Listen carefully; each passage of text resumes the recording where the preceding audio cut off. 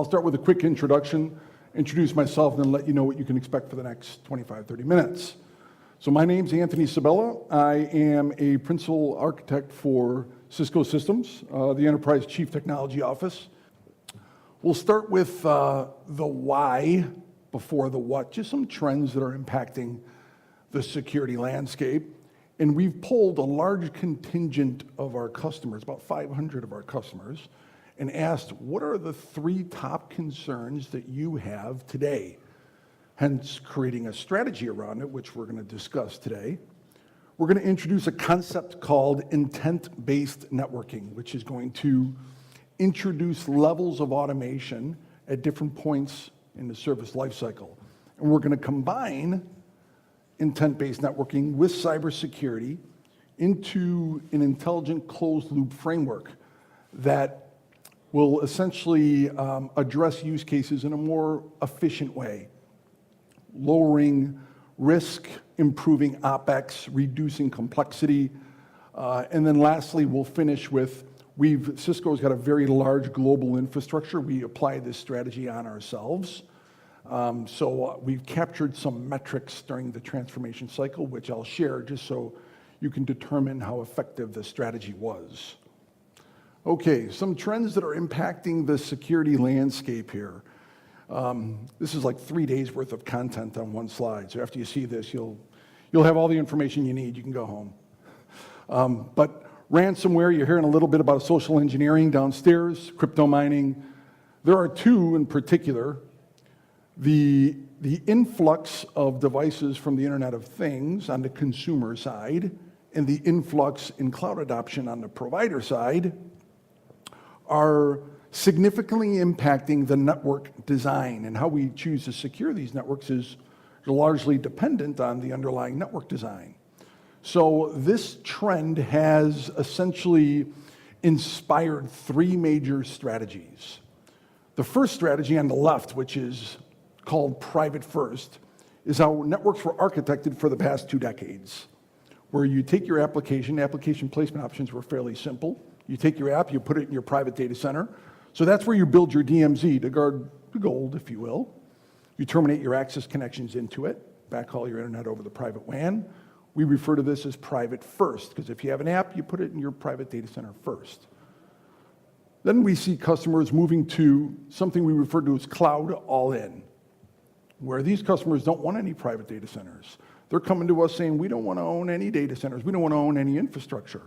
So these customers are taking the majority of their apps and they're putting them in public cloud, pub IaaS, such as GCP, Azure, AWS, et cetera. For the minority, they'll use internet SaaS. Now, if you're leveraging this strategy, you're building out logical infrastructure and services in the public cloud environment. And to use a poker term, you're essentially POC committed.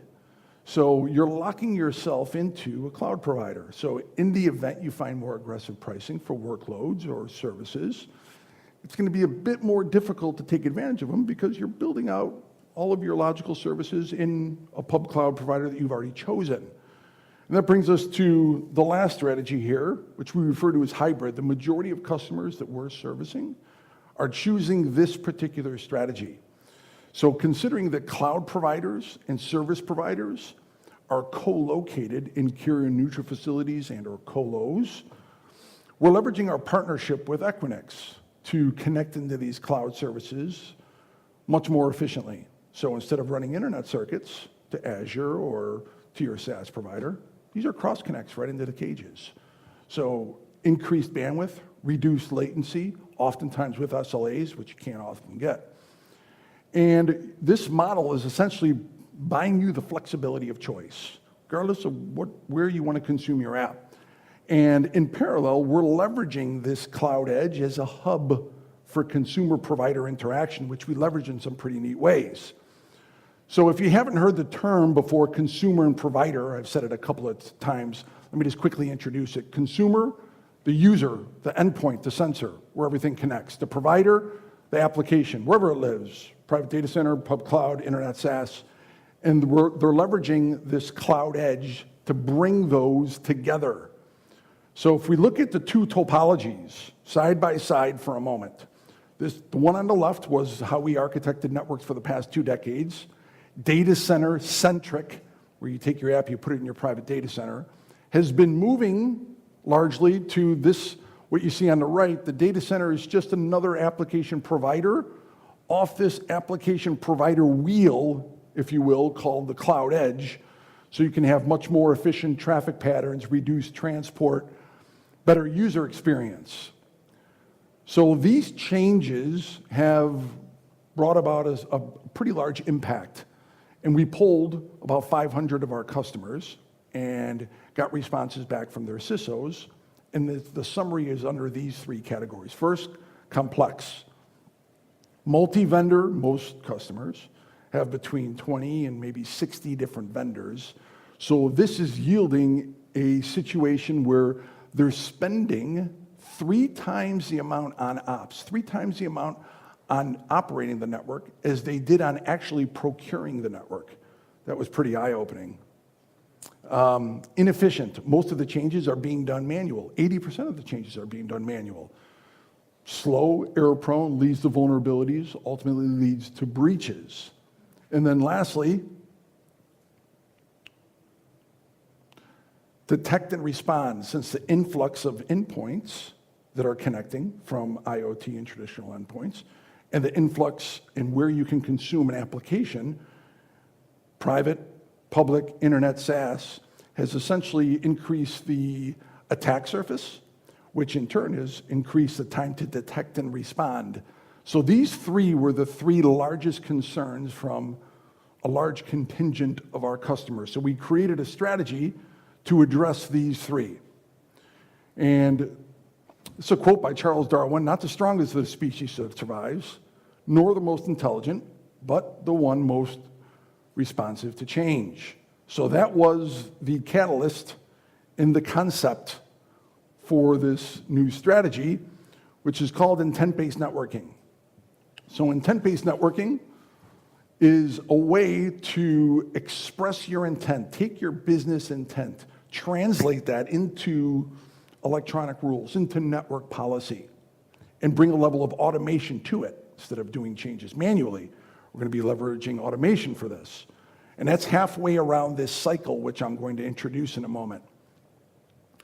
On the backside, we're leveraging telemetry, getting constant visibility into all the traffic patterns so we understand how the network is behaving, in which we can start tying actionable responses to behavior, feed that back into the automation cycle, into a loop. So when I say intent, I often get this question: you keep saying intent, but what does intent mean? So for the purposes of this presentation, let's just quickly level set what I mean by intent, and then we'll get into some of the technology here. So as an example, let's look at the top one there, opening a new branch to serve customers. The workflow on the right, there's a large subset of tasks.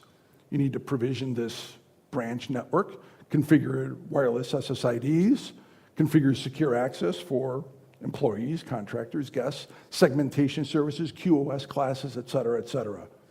Now that's just a subset of the tasks within the workflow, and 80% of these changes are being done manually. So what we're doing is we're templatizing the workflows for you, so we can increase speed, increase accuracy, improve OpEx. So this is the framework for intent-based networking, and then we're going to start combining this with cybersecurity in a moment. So the framework here is we take your policy, your intent that we just talked about, we express that into an SDN control point at the top, which translates the what into the how and instantiates your services, instantiates your fabric on your infrastructure. Now, instead of configuring all of that manually, we're essentially leveraging workflow-based automation. We're creating templates that are going to be on the SDN control point that you simply just have to fill out. So we're halfway around here. Well, I guess before we get around to the other side, that activation and fulfillment process, we're essentially deploying, operating, and retiring workflows. So this is what we're automating instead of configuring this manually. Now we're halfway around. We've templatized your workflows. We've instantiated your workflows on your infrastructure, But how do we know the intent that we expressed into that SDN control point? How do we know it's being maintained? Well, we don't, unless or until we enable telemetry on the services on the infrastructure going northbound, which we feed into an automation platform and or a SIM if you have it from a security perspective. So now we're able to examine the behavior in which we can tie actionable responses to the behavior, feed that back into the SDN control point. That's the loop. That's what we refer to as intent-based networking loop logic. That concept, intent-based networking, is what we started, that's the underpinning of the solutions that we start creating. So as an example, let me just give you an example. We've taken that intent-based networking concept and created a solution called software-defined access, or SD access. So as you can see, it's got an SDN control point, a policy engine, and an analytics platform. Take the intent, express it into your SDN control point, fill out your templates. It will instantiate your fabric for you. Single fabric for wired, wireless. So instead of configuring that manually, now this is all workflow-based automation. And to ensure that intent is being maintained, we enable telemetry going northbound, collect that so we can examine the behavior, tie actionable responses to it, feed that back into the control point. Now this is being leveraged for traditional endpoints, Windows, Mac, iOS, mobile devices, Android, etc. But additionally, the fabric is being extended for lights, for cameras, for sensors. So we're essentially extending and scaling policy to the non-carpeted areas and doing this without additional management overhead because it's the same SDN control point. We're just creating the templates for you. So you might be thinking, well, this is supposed to be security. Well, where's the security in it? The neat thing is we started embedding security into the SDN control points. So as an example, identity-based policy and segmentation. What we're doing here, and let's see if I can manipulate that once more. So what we've started doing is decoupling policy from location. So as an endpoint, doesn't matter what type of endpoint, doesn't matter what type of user. As soon as that endpoint attempts to gain access, it's going to be queried by a traffic cop. Answers the who, what, when, where, how, takes that information, aggregates it, and assigns a tag to it. That tag that you see that just got pushed down to the endpoints represents three things. Represents your identity, represents what you have the ability to communicate with, your authorization privileges, and then lastly, it's a form of micro-segmentation. So you cannot move horizontally. Because oftentimes with malware, if you have malware, the first thing it's going to do is it'll do a ping sweep to see who's on the network. And then against those endpoints, it'll run a port scan, see what ports are open to try to manifest itself over to it. All of that is prohibited with this tag. Additionally, it pushes something called VNs, or virtual neighborhoods, which is a layer 3 form of segmentation, analogous to VRFs, if you're aware of those, or VRFs. So all of this policy has now been embedded into the SDN control points, into the workflows. So we've identified the most common workflows for this environment and started templatizing them. So administrators now can deploy their intent across a single fabric without having to worry about, what's my wired policy? How about my wireless policy? Darn, I got to secure this as well. All of that is baked into the workflows. You can see the point of this is to increase speed, increase accuracy, improve your OpEx. So we've taken that premise, that intent-based networking premise, and created solutions per domain. An intent-based networking access solution, which we just went through, an intent-based networking WAN, one for data center, and that new Cloud Edge pin that you saw, one for Cloud Edge, and started embedding security into those SDN control points to start improving OpEx. So the three major challenges that our 500 customers reported back to us, complexity, inefficiency, time to detect and respond, we've created this 4-step strategy to combat it. which is going to essentially organize the different levels of automation and then bring them together. So we just refer to them as digital principles. One will be integrated architecture, 2 will be trusted access, 3, integrated assurance and threat detection, and then the last one, which will be the fun one, is the dynamic security protection. Integrated architecture, the first step, in lieu of going through each one of these technologies and putting you to sleep, we just essentially categorize the security technologies according to network, endpoint, and cloud. We take that network, endpoint, and cloud, and we connect it to a common threat intelligence database. All the products are essentially configured to communicate with a single threat intelligence database. As well, we have created a single landing spot portal to see and understand or provide a lens into your security services across your network diameter. We have a ton of those security products that you just saw, and we had customers coming to us saying, it's too difficult to pivot between all these different products. Do you have a single landing spot that we can have a lens into how our security products are behaving? Do you have a way to aggregate this data? So we've accepted that call and created that. And then the last part is the ecosystem of different partners, providing APIs, more robust APIs, because we realize not everybody's network is all Cisco, right? So the trusted access piece, moving on to that piece. This is the framework for trusted access. 3 major parts: confirming the user identity, the device security, and taking that, combining it with context, and using that to provide secure application access, regardless if it's public or private. So the main ways that an endpoint will come on the network, whether it's you're coming in via wire, connecting to a wireless SSID, or coming in from the outside, we just front end that with a traffic cop.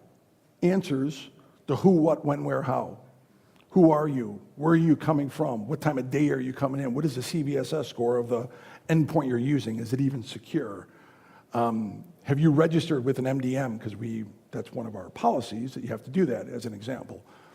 Take all that information, aggregate it, assign a tag to you, and then we have a session directory. It's a lot of useful information. That session directory is shared with our own products and with third-party products. The integrated assurance and threat detection piece. I think most of us have these questions on the left. Is this bad? Did it affect us? How did it get in? Where did it come from? What is the scope, essentially, against all these technologies on the right? So is there a way to automate that part?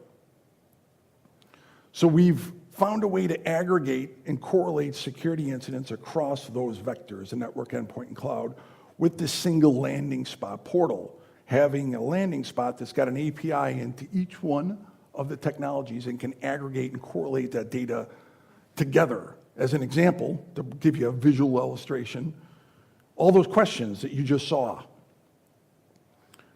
we pull together that event data, the alert data, with APIs into each of the technologies. We combine it with the threat intelligence data database, as well as third-party feeds, and we essentially take that information, aggregate it into an intelligent data set that you can use to improve your time to detect and present it visually with the ability to respond. This is the cool part of it. What is all this coming to?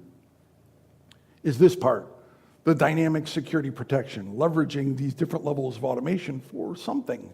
That something is providing the logic or the ability for administrators to begin extricating themselves from normal day-to-day operations so they can concentrate on more business critical issues. So as an example, the network, we're bringing a level of automation to different use cases using this framework. As an example, segmentation, what we discussed in the beginning, as an endpoint attempts to gain access, the traffic cop will examine it, answer the who, what, when, where, how, assign a tag to it. That tag represents not only its access, but also its segmentation. But now you're already on the network. What happens if you start misbehaving? So we can leverage that same type of methodology here where the integrated network, once it detects a threat, we can invoke a flow through our policy platform to quarantine the user. So this can be a manual process, or this can be an automated process. Just depends on your goals and your posture. Again, providing the logic to the administrator to begin extricating themselves from these normal day-to-day use cases. Another one for breach response, I think this is a very common one. If malware happens to pass the initial lines of defense, if you will, since we're leveraging an integrated architecture which has got APIs into different technologies, we can usually detect that in a little over 3 hours if you compare that against the industry average of nearly 100 days. Now, the solution, the integrated solution, keeps track of all of your files, what the file is, what it's doing, where it's going. So the moment it exhibits malicious behavior, we can fire an alert. And that's the cool part, is we can tie actionable responses to the alert. So as an example, we can remove that malware from all of the endpoints in the enterprise automatically, and we can also push a block to the various security elements you have. Push a block to your web gateway, your email gateway, your firewall, your router, your IPS. If you see this file traversing the network, kill it. So again, common use cases, tying actionable responses to behavior, leveraging automation to improve OpEx. So we've taken this strategy, those 4 digital principles, and applied it to Cisco globally, which took nearly a year.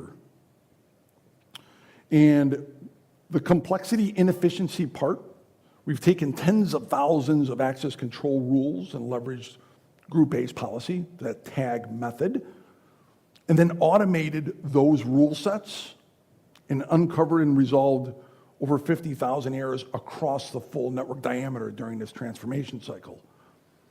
Now, instead of going to each one of the routers and firewalls and wireless controllers and IPS devices, et cetera, and configuring those manually, now we're leveraging SDN control and embedding security in it.